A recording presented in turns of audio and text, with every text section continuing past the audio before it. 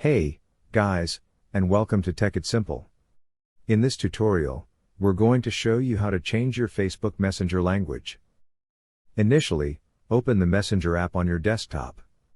Then, on the Messenger app, on the bottom left corner, you will find your profile.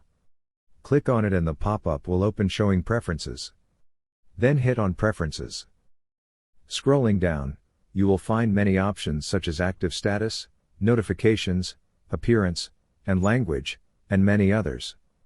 For now, we just want to focus on the language. On the Language tab, you will see something like a drop-down menu. Click on it and you will see many options. Maybe use your system language, Spanish, or any other language you wanted to choose. Let's choose a simple one and hit Restart. Now, we can see our Messenger app has restarted in the selected language.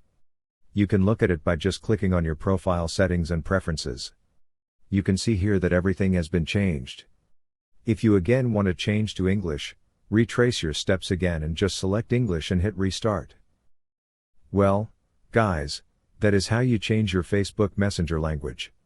For more informative videos like this, do remember to hit like, share, and subscribe.